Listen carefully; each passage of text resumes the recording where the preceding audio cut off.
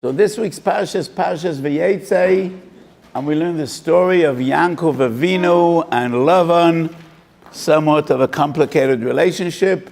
And Yaakov Avinu is Noiseh Shtei Achiyos, Rochel v'Leah, and after he got a wonderful Rebbetzin, which he didn't really plan to marry, but it was Min HaShamayim. This is the way it needed to be, to bring Yud Beis Shvotim LeBeis Yisrael, and then he wants to marry Rochel, and Lavan says, take your time, wait a bit, Mala Shavua Zois, another 7 years. Rashi says, Mala Shavua Zois, Sheva, Shivas Yemei HaMishto.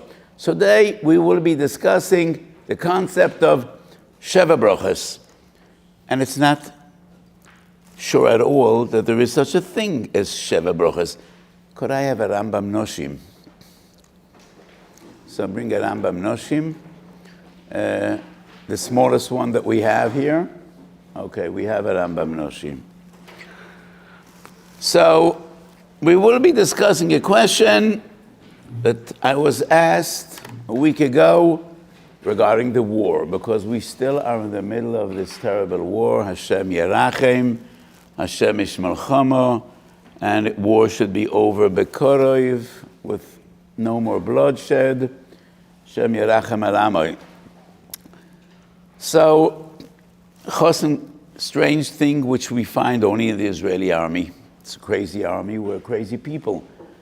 So, a soldier comes home for 2 days, he marries a wife, and he goes back to the battlefield. I have a Choshev, a Talmud in America, a great Talmud Chochem, Reb Daniel Feldman. He wrote Choshev Esforim, and he was interviewed by the Wall Street Journal. I hope nobody sitting here knows about the Wall Street Journal. It's not something you need to know about, but it's a very important newspaper in America. And they interviewed him trying to understand this strange phenomena that a soldier comes home, he gets married, and he goes back to war. And they said, no other army in the world, this seems to be insane. Why would a girl want to marry a man that's going into war? And he might get killed. And why would he want to marry a woman if he's going into war? So he explained, these are Jews. They're the people of faith, and they believe in HaKadosh Baruch Hu, and we're always optimistic. And in all circumstances, we believe HaKadosh Baruch Hu will help us, and we'll come safely home. So I told them an amazing story, and I want you to hear this story because very few people in the world know about the story besides me. So many times I tell you about my great Rebbe, the Kloisenberger Rebbe. He was a giant in every way in Torah. His tefillas were phenomenal. His chesed and his caring for Klal Yisrael. And in the Holocaust, he lost his wife and all of his 11 children. A wife and 11 children, and he was left alone in the world. His oldest son was Bovas Einoi, the apple of his eye. He was a Ilui, his name was Lipa, and everybody was certain that he's going to be a Godel Yisrael. And he survived the war, and he died 2 weeks after the war was over from typhoid, from a terrible illness. And so I heard this story from Reb Hershel Meislish. He was a Godel Yisrael, the Dayan of Weiss before the Holocaust. After the war, he was a Rav in Chicago. He had a Chassidish Shekil in Chicago. He was a Satmar Chassid. And he was a tremendous Talmud Chochem. And after the Holocaust, he wrote a sefer, 2 volumes, named Mekadshei Hashem. It is a compilation of tshuvas written by Rabbanim that were killed in the Holocaust. And he wanted to leave a Shem v'She'eres, a Yad v'Shem in their memory. So he brought together a lot of tshuvas written by those relatively young Rabbanim, and the name of the sefer is Mekadshei Hashem. And as a bocher, I developed a close relationship. That's a different story. In Masa Shahoyu, he came to Eretz Yisrael, he stayed in my parents' house, and we had a lot of shmusim, and he told me an amazing story. His daughter was engaged in a shidduch with Lipa, with the Kloisenberger Rebbe's son. And they wanted to make it noyim. They finished the shidduch. And then the Nazis invaded Hungary, and everything was turmoil, buko umevoloko. and nobody knew what to expect. And the Kloisenberger Rebbe said, this is not a time to make a simcha. You know, everybody is worried and devastated. Let's wait ad Yavor Zam. You know, maybe it'll take a few weeks. Nobody knew how much time and how much blood would be spilled ad Yavor Zam. So they put off the Tanoim. And after the war was over, the Pershal HaMeislish heard that the Kloisenberger Rebbe survived and he's in Federwald. So we drove down to Federwald to see the Kloisenberger Rebbe.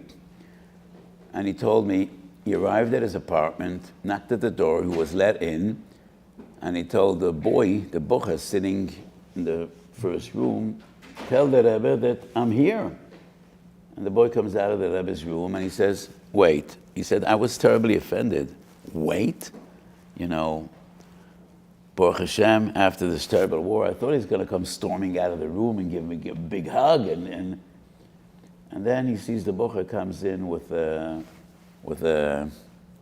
Nagelwasser, you know, what's a natla in English? To wash your hands. And the door opens, and the Rebbe washes his hands, and he says, B'Shem HaMalchus Brocha Machaya Mesim. So I understood why he had to wait, because he didn't want to see him before he could say the Brocha. And the Rebbe asks him, did your daughter survive? And he said, yes. And then the Rebbe broke down crying, and he said, my Lipa died a few weeks ago, and maybe it was a mistake not to do the Tanoim. Maybe if we would at least sign the Tanoim, the combined schus of these two young tzaddikim would be, well, maybe my Lipa would survive as well in her schus. So I say a soldier comes home from the front and he marries the combined schus of two young people that want to build a bayis ne'eman b'Yisrael. So it's a sgula. It's a sgula and it's ma'or rachamei shamayim. So anyway, so the soldier gets married, back to the battlefield, and his friends really want to make him happy. Could they say Sheva Brachos with a chosen, without a kala? So obviously, if there is no kala, you can't say Sheva Brachos. There is a kala, but she's 100 miles away. She's sitting safely at home. Could they say Sheva Brachos when there is no kala around, only a chosen? So this is an unusual question. In normal circumstances, why won't there be a kala? So I say, strange times bring strange questions. I hope what could give a normal tshuva to a strange question. So this is the topic we will be discussing today. So everybody knows about Sheva Brachos, right? Under the chuppah we say Sheva Brachos and Shivas Yemei HaMishta. However, it's not a davar poshet that there is such a thing as Sheva Brachos. So I want to read the Rambam to you. Perek Yud, Hilchos Ishus Halacha Gimel. V'tzorech levorech birchas chasanim bebeis hachosen koidem hanesuyin. V'hein sheish brachos ve'elu hein. Rambam talks about sheish brachos ve'elu hein. And he gives us the exact nusach of all the shesh brachos. Are they 6 or 7? Then the Rambam writes in Halacha Daled, ve'im hoyo sham yayin. If they had wine, mevi'en koshel yayin, mevorach al yayin tchelo, u'mesader es konan alakos ve'nimtzo, mevorach sheva brachos. So originally the tekona is only shesh brachos. According to the Rambam, Birchas Boire Priya Gefen is not an integral part of Birchas Nesuin. Im hoyu sham yayin, then says Priya Gefen and he drinks wine, but it's not essential. So we live in the age of abundance, and in our times it's no longer a situation im hoyu sham yayin. Yes, sham yayin, and that is why we call it Sheva Brachos. Because, you know, in Eretz Yisrael, if you need to marry off a child, you need $200,000. And if it happens to be a girl and not a boy, you need $500,000. So, if you need to spend $100,000, you could afford a bottle of grape juice for 20 shekel. So it's no longer a situation, but actually, according to the Rambam, there is no such a thing as a chiyuv of Sheva brachos. Berachos boyer pri gefen is not part of it. It's just a kois shel bracha, like any other mitzvah. By a bris milah we say a gefen, berachos hamazon we say a gefen, but it's not really ma'akev the bris. It's not ma'akev benching. You could bench without a kois. The same goes with berachos nisuin. So according to the Rambam, it's actually shesh brachos, but Rashi disagrees with the Rambam. We don't find it in Rashi el Shas, but there's a Sefer HaPardes. Does anybody know who wrote Sefer HaPardes? HaPardes HaGadol? So actually there are about 3 or 4 svarim called Sefer HaPardes, but the most important one is from Rashi. It wasn't written by Rashi, but rather the Talmidim of Rashi, and it's Piskei Halacha of Rashi. And in Sefer HaPardes we find that once there was a chuppah, and there was no wine, and they only said shesh brachos, and they left the chuppah, and then they got wine. Rashi says you need to go back to the chuppah with the chosen and kala and say berachos boyer pri gefen, because you're missing one of the sheva brachos. So according to Rashi, it's actually sheva brachos. According to the Rambam, it's shesh. So do we need a kala or not? And today we'll start the shiur with the very last source on our sheet, which is number 14, hiyoםhשחור. Who wrote the hiyoםhשחור? Was he a Rishon or an Achron? Who wrote the hiyoўhשחור? So one of the most important svarim in Issa v'Heter, on Yored Deya. And he discusses היוםהשחור. And he writes something very surprising. Ataz peresh divrei harosh v'hatur da'afilu einoi shoichet mevorech umoitzi ho'ilem dedoma leberachos eresen shachosen ma'ares v'harav mevorech. What happens if the shoichet is dumb? And when I say dumb, I don't mean that he's not smart, but he can't talk. So another person could say berachos hashchita, and he's moitzi him. Like berachos eresen, the Mesadik edition says the bracha, and the chosen is yoitza. hiyoўhשחור says it's no comparison at all. Tamili the loidami klal, the ota beinan sharav yechaven lahoitzi esachosan.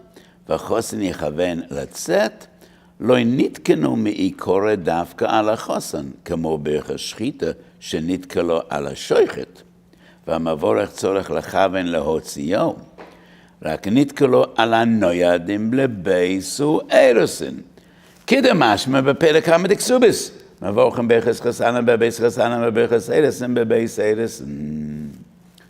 So the hiyoўhשחור says, Berachos chasanim, which are sheva brachos, and even berachos eresen asher kedushono b'mitzois v'tzivon al harayos, is not on the chosan.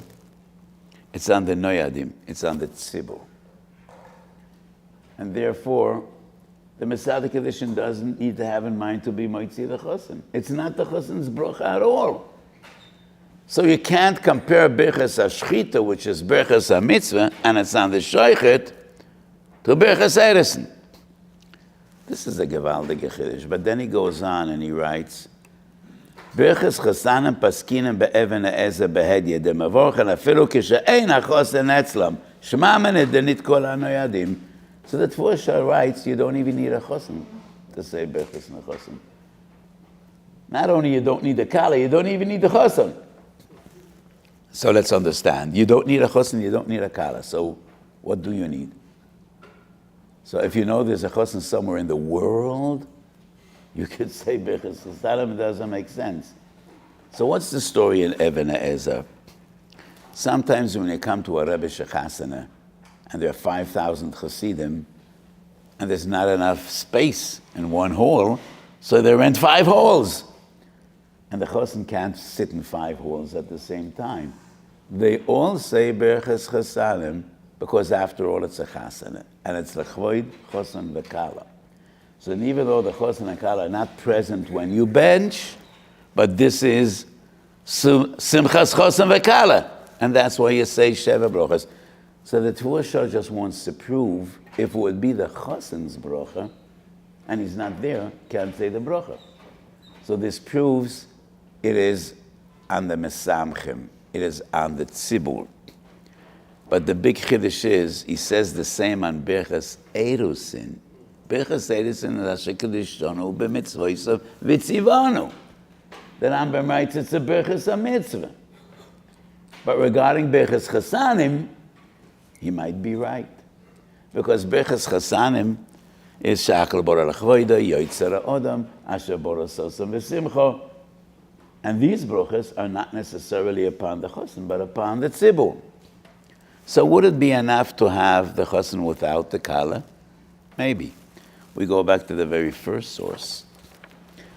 Yam shel Shloimo, in Ksubis, afilu kishein oisin shum seuda lekala, kegon betoch shivis yemei hamishte, sheoisim akruyim soda lechosan lechud, afilu hochem evorchen asher boro. Is it only asher boro? Or all the brachas? In the beginning he writes asher boro, but the Hemshech talks about all the Sheva brachas. So according to the Yam Shel Shloim, it's all about the chosan. And even if the kala is not present, still say Sheva brachas. Seems to be a machlokes between the Ritva and the Ran. Let's have a look at source number 2. V'havi yodea she'ein mevorchen berchas chasanim ele b'mokam chuppah, v'sheyiyu sham hachosan v'hakala. So the Ritva clearly writes, sheyiyu sham hachosan v'hakala. You need them both. What does he mean b'mokam chuppah? He explains, mokam chuppah doesn't mean necessarily under the chuppah, because no chosan hakala stands 7 days. Shivas Yemei HaMishta under the chuppah. Shulchan Aruch paskins according to this shitta. Let's have a look at source number 4. Yesh oimrim shemachosen yoytze mechapose afila kalos ha'imay v'holchen lechol b'bayis achar ein oimrim sham berchas chasanim. Hani milei כשדעתם להחזר אחר כך לחופוסוי, אבל אם הולך לגמרי לבייס אחר וכל החבור אימוי, נעשה עושה בייס עיקר, גם שם נקרא חופה ומבורכן ברכס חסנים. So the Shulchan Aruch explains this opinion. If the chosan and kala are invited to a meal by a family member or in a hall, there is no Sheva brachos. And that is the minhag of Sfardim. Only in the chosan's home, where he lives with the kala, you say Sheva brachos. Some say parents' home as well. But if the chosan and kala are invited to somebody's house, you don't say Sheva brachos. Source number 5 is Beis Shmuel. The Beis Shmuel and the Taz say, wherever the chosan and kala eat in Shivas Yemei HaMishta, you say Sheva brachos. And that is minig Ashkenaz. Ashkenazim hold, whoever invites the chosan and kala, Shivas Yemei HaMishta, you have a purim chadoshis, you say Sheva brachos. According to the Svardim, only in the home of the chosan and the kala. So let's go back to the Ritva. That is what he means, mokam chuppah. V'yusha mechosan v'kala. Source number 3, the Ran. V'chein noyeg hayom levorech berchas chasanim b'kol achad mebetei החתונה. כל זמן שהחוסן או הקלה הם שם. The Ran writes החוסן או הקלה. Either chosan or the kala. And I think this machlokes is dependent on the other machlokes. If you need mokem chuppah, beis chasnus, that is defined by the chosan and the kala. That is what we call their home. But if you could say the Sheva brachos anywhere, then maybe it's enough to have the chosan or the kala. Mitzvah l'sameach es kala, mitzvah l'sameach es chosan. So it's a machlokes ishayim. But I argue, Ashkenazim, that say the brachos anywhere, then that's the Ran. chosen or akala. And when the Ritva writes chosen vekala, it is just because he says you need mokum chuppah, or the home of the chosen and the kala. And that is defined by husband and wife, by chosen and kala. So l'choyer Ashkenazim could rely on the Ran, one of them. So we have three interesting tshuvas on our sheet. 3 meshivim, 1 shoyel. So, if you notice, all the tshuvas are written to the same person. Source number 8. Shalom liyedidi arav acharef berel chamadish. Source number 9. Rabbi Yosef Shonatanzon. Atikran ma shekatavti al dibras acharef doiv berel chamaidish. Source number 12. Lechvoid yedidi arav amuflik dov berel chamadish. So obviously he turned with this shaila to the Gedolim in Galicia. So the story was, made a Sheva, Brachos, Chos and Kala were present. Obviously there were too many droshes. The Chos and Kala got bored and they left in the middle of the Suda. They went home. And when it comes to benching, people look around. No Chos and no Kala. What do we do now? Could we say Sheva, Brachos or not? So primarily the question wasn't Chosen without a kala, kala without a chosen, but they were here at the Suda, but they left before benching. And that is a different shaila. So these three tshuvas differ one from another. Let's have a look. Number 1, Kinas Sofer and Reb Shloime Kluger.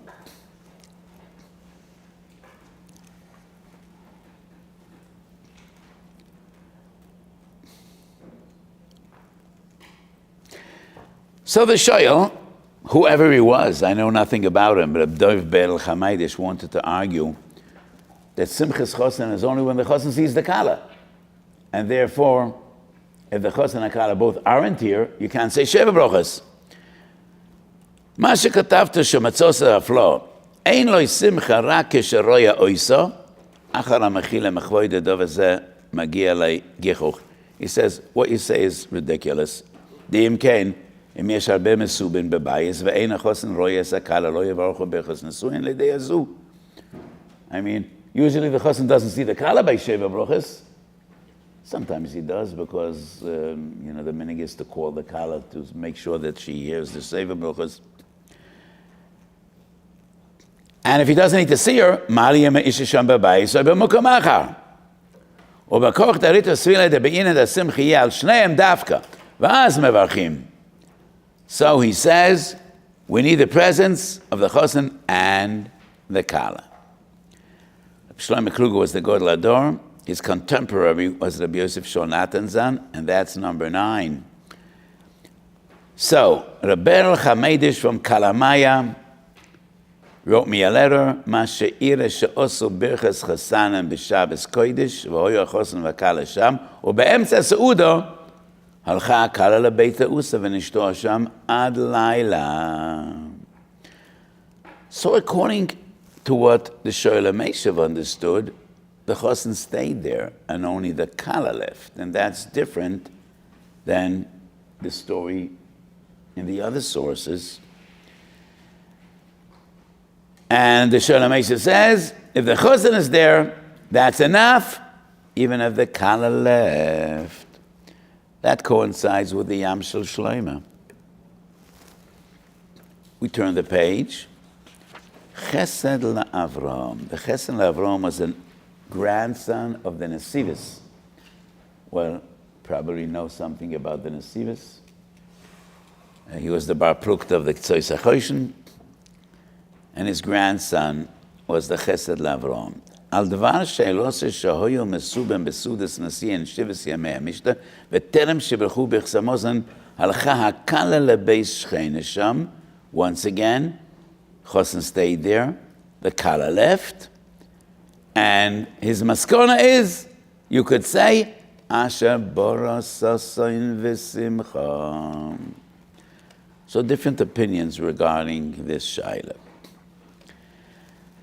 However, many achronim, including number 10 and number 11, the Maram Shik and Rabbi Yehuda Asad say, if the Ritva says you need the chosen and the kala, then you need both the chosen and the kala. So my psak was, to those soldiers that want to make the chosen happy, they want to make a Sheva Brachos, they could say Asher Boro, but not the other Brachos.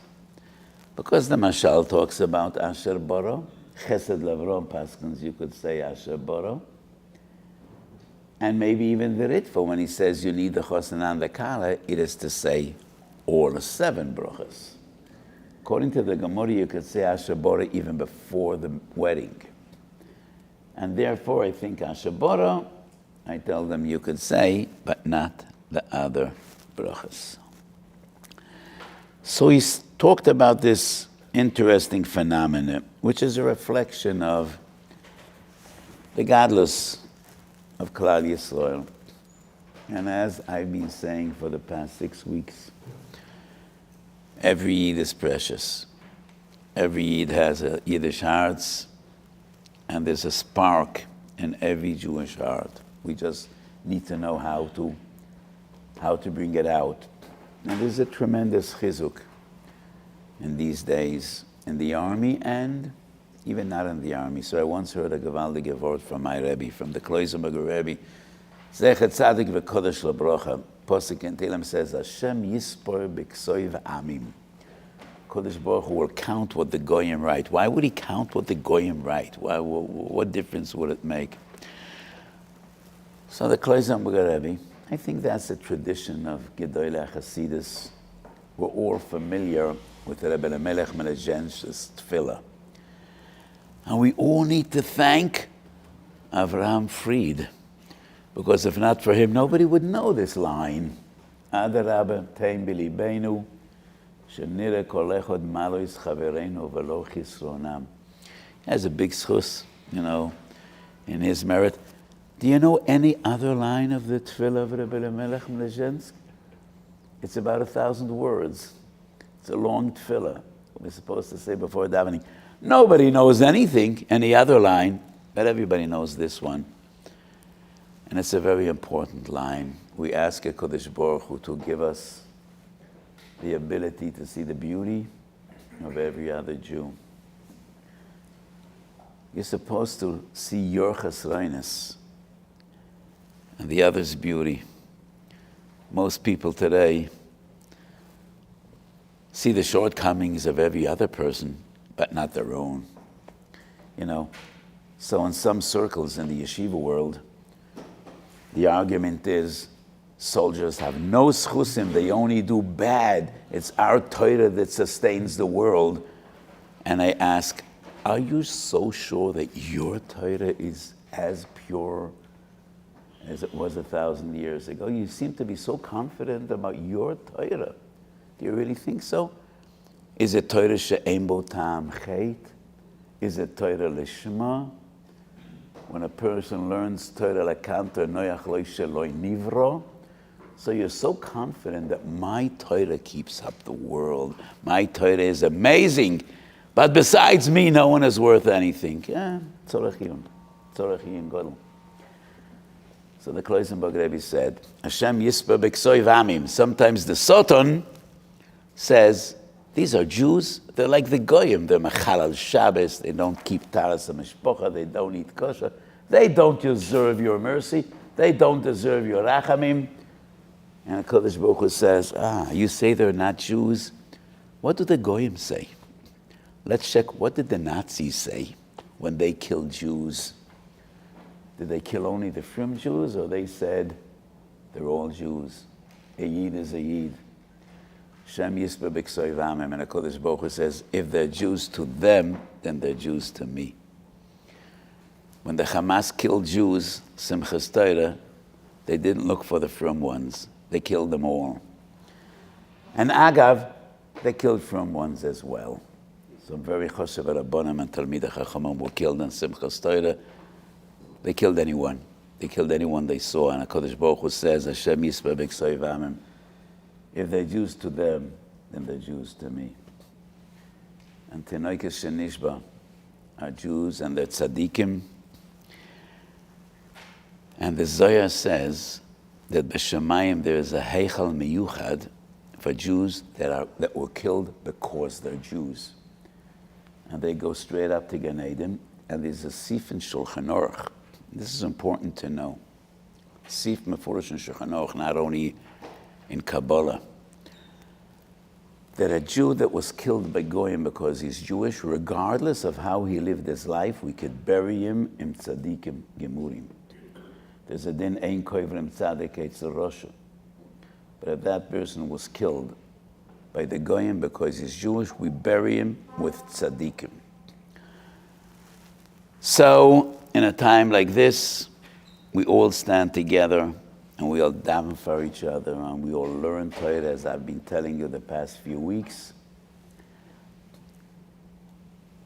So almost 60 years ago was the 6-Day War. And I was learning in yeshiva by the Kloisenberg Rebbe, short while after my bar mitzvah. And the Rebbe made mishmeros. 24 hours a day we should learn Torah. And he said, soldiers are fighting 24 hours a day. We need to learn 24 hours a day. In those days, there were no yeshivas with 1,000, 2,000, 3,000 talmidim. You know, we were a very small community. In our yeshiva, there were maybe 100 boys, maybe. And if you take 100 yeshiva boys and you divide them in mishmaros 24 hours, not much is left in every mishmar. But he insisted, time of war, you need to learn 24 hours. And he did the same by Malchemes Yom Kippurim in 73. And I'll never forget my younger brother, Agon Agodol Reb Chaim. Today he's the Rav of Beitar, tremendous Talmid Chacham. He was still a young boy before his bar mitzvah, and his mishmar fell exactly when the Rebbe lit the Medura Lag BaOmer. That was Yud Ches Iyar. 6-Day War broke out Kovav Iyar, and we had Mishmoris before. And his mishmar fell when the Rebbe did the Hadlaka. And he had such an asoyin. You know, by a young Hasidic boy to see the Rebbe doing that Hadlaka, it is like Reb Shimon Bar Yochai himself comes down from the heavens to light the Medura L'Kvoid Atzmoi. That's the way a Chassid feels when he sees his Rebbe lighting the Medura. But I remember my younger brother, he was a tzaddik even then. Ani al mishmarti amoido. He didn't leave his mishmar. A soldier can't leave his shmira and go just drink a coffee. He needs to be there. That's his duty. So if a soldier can't leave his mishmar, neither could you. This is the way B'nai Torah need to feel in a time like this. There are kids your age that are dying out there. And I say, Meimis atzmai ba'ohala shel Torah. It's what we should be doing. No inferiority complexes. We believe that Torah gives us the koyach. Hashem ish melchama. Oim desoy ragleinu b'machoma b'schusha Yerushalayim. But you need to take it seriously. You need to feel like they feel. Because Meimes atzmai ba'ohala shel Torah, when he's finished killing himself, he comes back home to his family. Some of those boys will never come back home to their families. So at least we need to feel the achrayus to learn more, learn better, daven more, daven better. And in the schus of Torah and Tefillah and Chesed, Kodesh Baruch Yerachem Aleinu. And we should only know days of Simcha and Nachas and Shalva and Shalom. And the Kodesh Baruch Hu should bench us all.